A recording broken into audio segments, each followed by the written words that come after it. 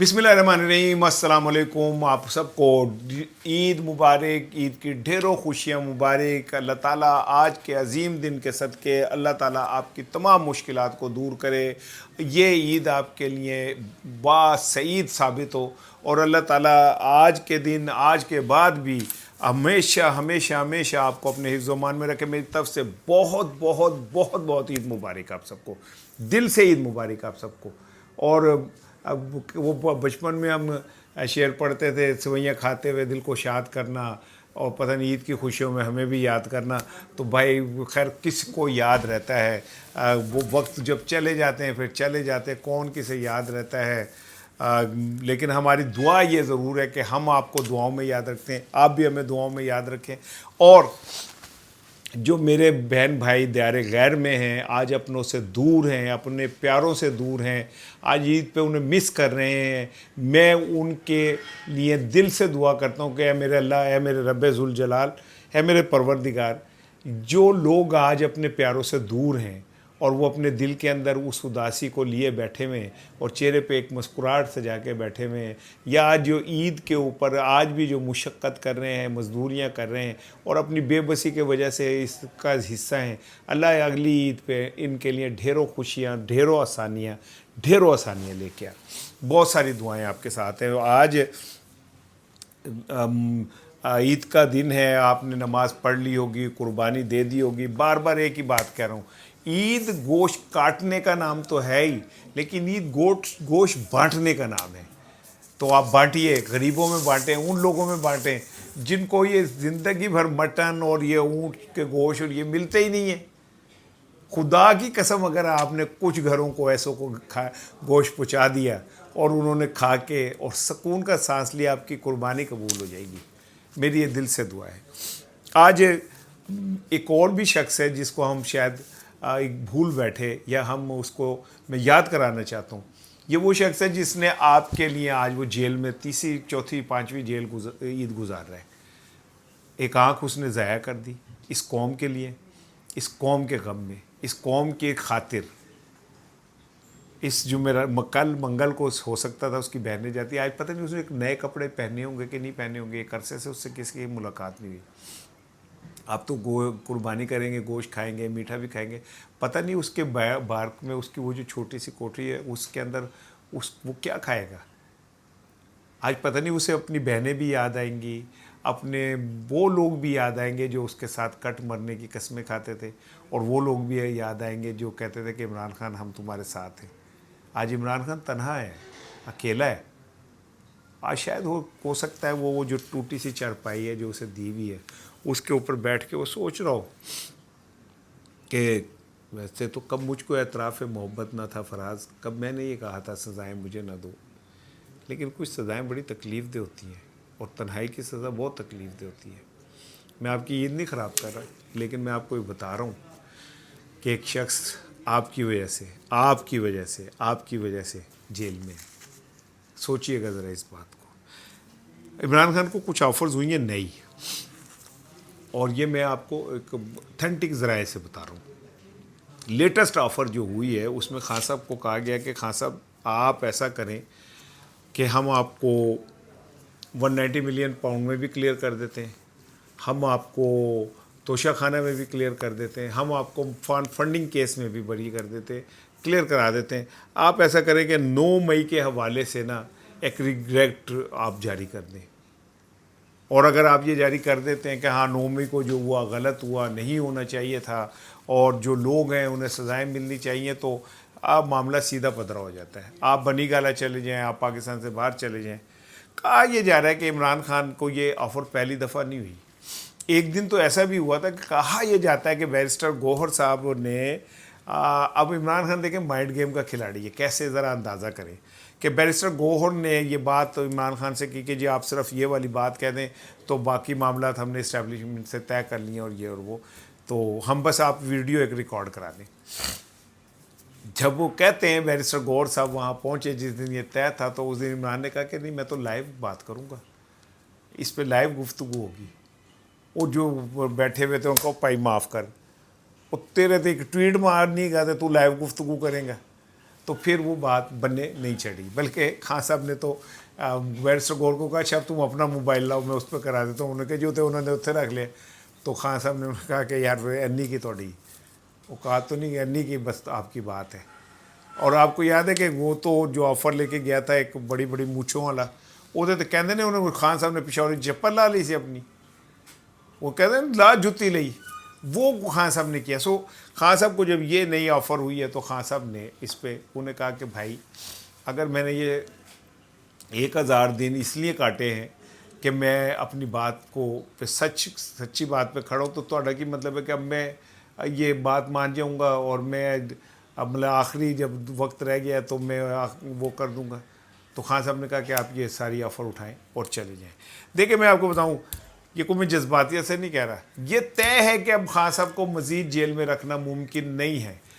مجھے ایک بہت سینئر لائر انہوں نے میرے ساتھ شرط لگائی کہ جون سے پہلے ان کے مطابق جون سے پہلے ایک پاکستان میں بڑی چینج آنی ہے۔ میں نے ان سے کہا کیا چینج آنی ہے؟ کہ جناب کوئی یونیفارم بدل جانی ہے پولیس والوں کی، جیسے پنجاب میں بدلی گئی، سندھ والوں کی بدل جائے گی، کیا ہوگا، کیا چینج ہوگی کہ گاڑی کے ایک طرف سے گھسیں گے ادھر سے نکل جائیں گے، کیا چینج آنی ہے؟ پاکستان میں تو چینج ممکن ہی نہیں ہے۔ انہوں نے کہا کہ جی میں ریلائبل سورسز سے آپ کو یہ بتا رہا ہوں کہ جتنا معاشی قرضہ بڑھ گیا ہے، گردشی قرضہ بڑھ گیا ہے، جتنی معاشی بدحالی پھیل گئی ہے، اس کے بعد ایک قربانی بنتی ہے، اور اس قربانی کے بعد عوام کو مطمئن کیا جائے گا کہ جی دیکھیں ہم نے ذمہ داروں کو ہٹا دیا۔ وزیر خزانہ تو آلموسٹ ڈی ایکٹیو ہو چکے ہیں، ٹھیک ہے، وہ جو باہر سے وزیر خزانہ آئے تھے ایکچولی وہ تو کتنے دنوں سے آپ نے ان کی کوئی گفتگو سنی ہے؟ کتنے دنوں سے وہ میڈیا کے اوپر آ کے کوئی بات کر رہے ہیں؟ وہ تو سمجھو فارغ ہو گئے، انہوں نے تو چھٹی ہو گئی، لیکن ان کی تنخواہ جو ہے وہ ویسے ہی قائم رہے گی، کیونکہ باہر سے آئے ہیں بھائی، ڈاڈے لوگوں کے کیا نام ہے لوگ، انٹرنیشنل اسٹیبلشمنٹ کا آدمی ہے، وہ آ کے بیٹھ گئے، تنخواہیں لے گئے، لیکن پریکٹیکلی انہیں بتا دیا کہ یہ تسی کچھ نہیں کر سکے۔ ویسے تو کوئی بھی کچھ نہیں کر سکتا اس نظام میں، جس نظام کے اوپر بیٹھے ہوئے لوگ ہی اس کے بینیفیشری ہو تو عوام تک کیسے جائے گی؟ 10 ارب ڈالر کے قریب آپ نے عوام کی جیب سے صرف لیوی کے مد میں نکالے۔ سو وہ یہ کہتے ہیں کہ عوام میں اس سے پہلے کہ اشتعال بہت بڑھ جائے، ویسے تو خیر ودے گئی نہیں، خیر یہ تو ہمیں ان کی خام خیالی، لیکن وہ کہتے ہیں کہ اگر بڑھ جائے، کیونکہ عید کے بعد پی ٹی آئی بھی میدان میں اترنے والی ہے، اور اگر یہ میدان میں اترتی ہے اور میدان میں اترنے کے بعد ایک دو بڑے مظاہرے کرنے میں کامیاب ہو جاتی ہے اور عوام کو سوئی ہوئی عوام کو بھی ہوش آ جاتا ہے، تو پھر اسے پکڑنا اور روکنا ممکن نہیں رہے گا۔ ابھی اسی سے جڑی ہوئی ایک چیز میں آپ کو بتا دوں کہ سہیل آفریدی جو پلان کر رہے تھے، جو انہوں نے یاد ہوگا آپ کو کہا تھا کہ آزادی ہے موت اور یہ وہ، اب سہیل آفریدی کے متعلق جو اوپر رپورٹ گئی ہے وہ یہ گئی ہے کہ جی اگر اب سہیل آفریدی کو لال بتی کے پیچھے نہیں لگایا جا سکتا اور وہ کچھ کرنے کے موڈ میں ہے، علیمہ خانم ان کے پیچھے کھڑی ہو گئی ہیں، آ کے پارٹی کی قیادت ان کے پیچھے کھڑی ہو گئی اور انہوں نے سہیل آفریدی کو کہہ دیا کہ بھئی تیرے ہاتھ پیچھے گئے، جو مرضی کر۔ یہاں سے سہیل آفریدی کے خلاف سازشیں شروع ہو چکی ہیں۔ وہ کیا شروع ہو چکی ہے میں بھی آپ کو اس کی طرف آتا ہوں، لیکن پہلے میں ذرا اس والے بات کو میں ذرا کمپلیٹ کر لوں۔ ان صاحب کا کہنا یہ ہے کہ اب آپ عید کے بعد اچانک سنیں گے کہ احتساب کا ایک نیا نعرہ جو ہے وہ آئے گا۔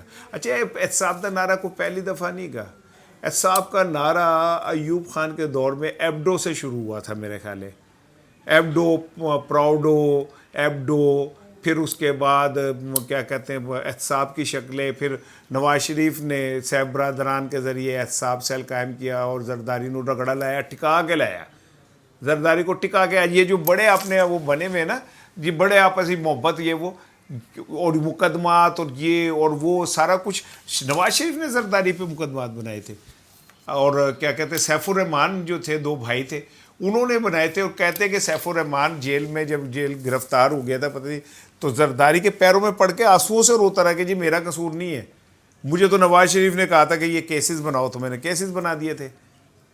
تو اینی وے اب میں وہ احتساب ہوگا۔ دوسری طرف سے 28ویں ترمیم شروع ہوگی۔ 28ویں ترمیم کے اندر جو صوبوں کی گیم ہے اب وہ ذرا بڑی ڈیفرنٹ سی ہو رہی ہے بھائی جان۔ اب میں آپ کو بتاؤں وہ भुल जाओ, कुछ हो रही होने लगा है। एक डिफरेंट बातें हो रही हैं कि कहाँ से सिंध की एक पट्टी कहाँ से कहाँ तक एक ऐसी होगी जिसमें कराची शामिल करके एक ऐसा नया जोन बना दिया जाएगा, और यह जोन फिर जोन होएगा भाईजान, अब मैं ये नहीं समझ लो कि जोन होएगा।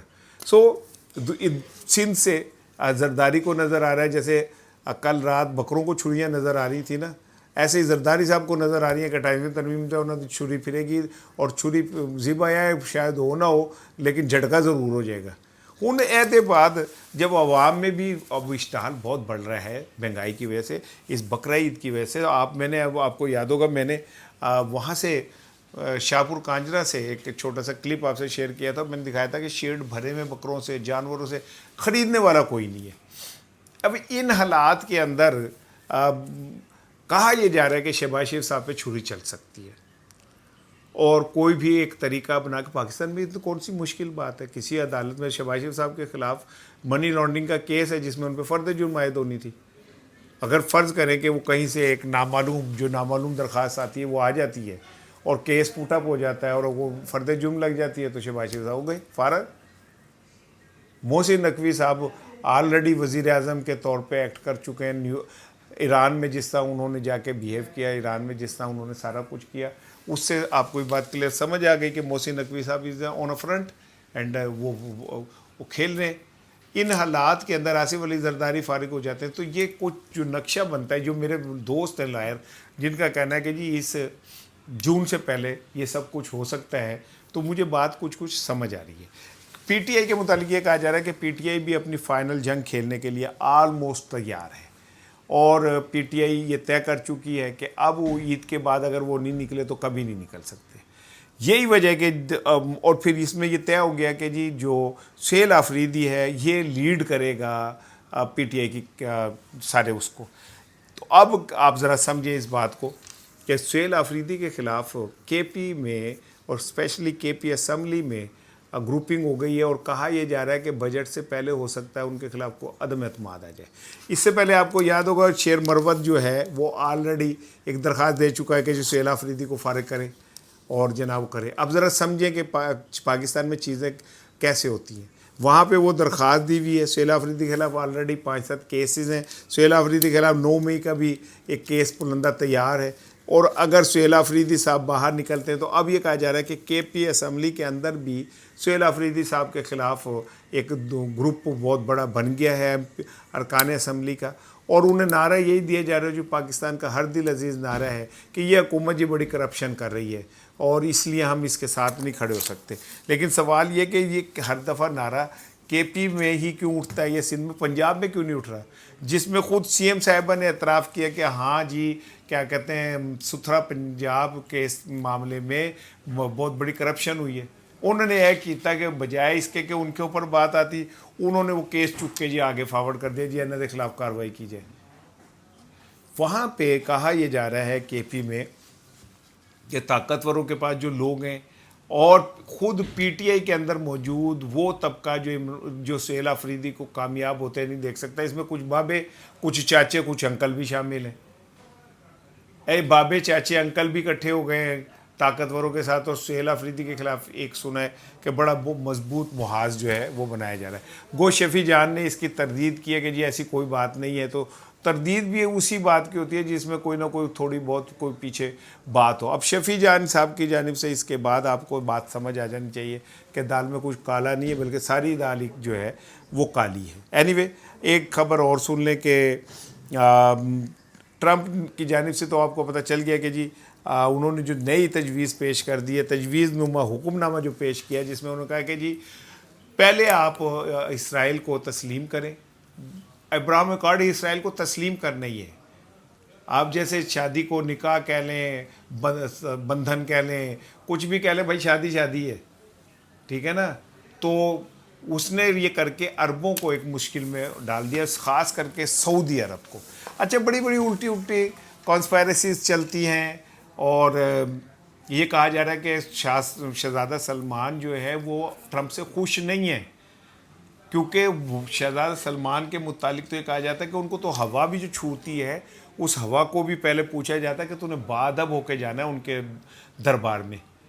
تو ٹرمپ نے تو جو جملے استعمال کیے تھے کہ یہ میرے کمر کھجاتا ہے، میں اس طرح کے لفظ استعمال کروں گا، ٹرمپ نے جو کہا تھا وہ کچھ اور کہا تھا، ٹھیک ہے نا، کہ یہ میری کمر پیٹ کھجاتا ہے اور یہ اور وہ اسے ہضم نہیں ہوئے ایم بی ایس کو، اور وہ کہتے ہیں کہ ایم بی ایس اس حوالے سے بہت غصے میں ہے کہ جس طرح ٹرمپ ایم بی ایس کے ساتھ بیہیو کر رہے ہیں، جیسے آپ کو وہ کلپ دیکھیں جس میں جاتے جاتے ہاتھ ایسے لگا رہا ہے اور پھر سے جونی کہہ کے بلا رہا ہے، یہ ساری چیزیں بادشاہ ہیں بھائی، وہ انہیں یہ قبول نہیں ہے۔ تو کہا یہ جاتا ہے کہ سعودی عرب میں خفیہ مقام پہ جو امریکہ کا ایک بڑا قیمتی طیارہ کھڑا تھا، وہ اچانک اس کو ڈرون لگا اور وہ تباہ ہو گیا، پتہ نہیں 90 ملین کا ہے کہ کتنے ملین کا ہے وہ طیارہ، اور یہ کہا جاتا ہے کہ یہ محمد بن سلمان کی جانب سے ٹرمپ کو ایک تحفہ تھا کہ اگر تم اپنی زبان بند نہیں کرو گے تو تمہارے جو ہمارے پاس یہاں پہ اہداف ہیں وہ سیف نہیں رہیں گے۔ اینی وے یہ کہانیاں ہیں، لیکن عرب مشکل میں پڑ گئے کیونکہ اگر وہ اسرائیل کو تسلیم کرتے ہیں تو ان کی عوام انہیں مار دے گی، اور اگر وہ نہیں کرتے تو ٹرمپ مار دے گا۔ پاکستان کا کیس ذرا ڈیفرنٹ ہے، پاکستانی شاید انہیں جا کے ٹرمپ کو کہیں کہ یار ہماری عوام کا تمہیں پتہ ہے وہ کتنے خوفناک لوگ ہیں اور کس لیول کے لوگ ہیں، ہم ان کے سامنے نہیں ٹھہر سکتے۔ لیکن یہ طے ہے کہ اگر سعودی عرب نے اسرائیل کو تسلیم کیا تو ہمارے پاس بھی کوئی جواز نہیں رہے گا کہ ہم کسی طرح یہ کہیں کہ جی یہ ہے وہ ہے، سمپل سا ہوگا کہ سعودی عرب نے کر لیے تو آپ بھی کریں بھائی، اب سعودی عرب سے بڑھ کے تو آپ نہیں ہیں نا، صورتحال اس طرح کی ہو گئی ہے۔ لیکن پاکستان نے، میں نے کل بھی آپ سے کہا تھا کہ چین کے ساتھ ہمارے تعلقات خراب، یو اے ای کے ساتھ ہمارے تعلق، اس جنگ میں جو یہ کہتے ہیں نا ہماری کامیاب خارجہ پالیسی، ذرا وہ اس بات کو نوٹ کریں۔ آپ کو پتہ ہے کہ یو اے ای سے ہزاروں کی تعداد میں پاکستانیوں کو نکال دیا گیا، سیٹلڈ پاکستانیوں کو نکال دیا گیا، وہ ویزے نہیں دے رہے وہاں پہ، جو یو اے میں سیٹل لوگ تھے ان کی زندگی مشکل میں ہو گئی ہے۔ پاکستانی حکومت نے ابھی تک اس پہ ایک سنگل ورڈ نہیں کہا، جبکہ دنیا کے اندر جیسے یہ ہیومن رائٹس واچ ہے، ان کا جو ڈائریکٹر ہے مائیکل پیج، اس کا میں پڑھ رہا تھا، اس نے اس پہ بڑی تشویش کا اظہار کیا کہ یہ تو انسانی حقوق کی بڑی خلاف ورزی ہے کہ جو لوگ وہاں سیٹل تھے آپ نے ان کو بھی اٹھا کے باہر پھینک دیا، اور ہزاروں کی تعداد میں پاکستانیوں کو جو ہے وہاں سے نکال دیا گیا۔ جو بے روزگاری آلریڈی پاکستان میں اس کو مزید بڑھایا جائے گا۔ کیا سعودی عرب پاکستان کی اس خدمت کے سبب بدلے میں وہ جو لوگوں کو ڈیپورٹ کیا جا رہا ہے اپنے ملک میں رکھے گا؟ نہیں رکھے گا کبھی بھی۔ اور ایک بات اور، میں آج جاتے جاتے بس آخری بات ہے، میں عید کے موقع پہ آپ کو بہت سیریس ہی میں نے کر دیا، لیکن بھائی جان میں سمپل ایک آپ کو بات بتا دوں کہ عید کے بعد ابھی مارک روبیو کا جو بیان ہے ذرا آپ وہ سنیں، جو اس نے انڈیا میں جا کے بیان دیا ہے، اور اس کا کہنا یہ ہے کہ پاکستان کی سرزمین جو ہے وہ استعمال ہوتی ہے بھارت کے خلاف۔ مارک روبیو کو یہ نظر نہیں آیا کہ پاکستان کے اندر جتنے بڑے دھماکے ہوتے ہیں، شہادت ہوتی ہے، اس کا ذمہ دار کون ہے؟ ابھی یہ جو ٹرین کا واقعہ ہوا ہے اس سے 2 دن پہلے، یہ کس نے کیا ہے؟ اس سے پہلے اسی جگہ پہ، اسی اس پہ پچھلے سال ٹرین کے ساتھ حادثہ ایسا ہوا تھا، تو کس نے کیا تھا؟ کون ہے جو بم باندھ کے ہماری مسجدوں کے اندر گھس کے تباہ کر دیتے؟ وہ پاکستانی تو نہیں ہے۔ مارک روبیو کو اس پہ تو کوئی بھی کوئی بات نہیں کرے گا، لیکن آپ اندازہ کریں کہ پاکستان پہ انہوں نے پریشر قائم رکھا ہوا ہے، وہ پریشر نہیں ختم کر رہے کسی طرح بھی۔ اور ابھی آنے والے دنوں میں آپ کو بار بار بتا رہا ہوں کہ آپ دیکھیے گا عید کے بعد ایک انٹرنیشنل کانسپیریسی پاکستان کے خلاف شروع ہوگی، پاکستان کے حوالے سے ایسی ایسی خبریں آئیں گی کہ آپ پڑھ کے حیران ہو جائیں گے، اور ٹرمپ کسی دا بھی نہیں گئے گا، یاد رکھنا۔ جس دن ٹرمپ نے اپنے مقاصد پورے کر لیے، کیڑا پاکستان تھے کتنے پاکستان والی بات ہوگی۔ آپ کو ڈھیروں عید کی مبارکباد ہو، بہت بہت آپ کو مبارکباد ہو۔ شام کو میں نے سائرہ بانو صاحبہ کے ساتھ عید کا ایک اسپیشل پوڈ کاسٹ کرنا ہے، مجھے امید ہے آپ ضرور دیکھیں گے، کامنٹ بھی کریں گے، میں آپ کا منتظر رہوں گا۔ ایک دفعہ پھر عید مبارک، السلام علیکم۔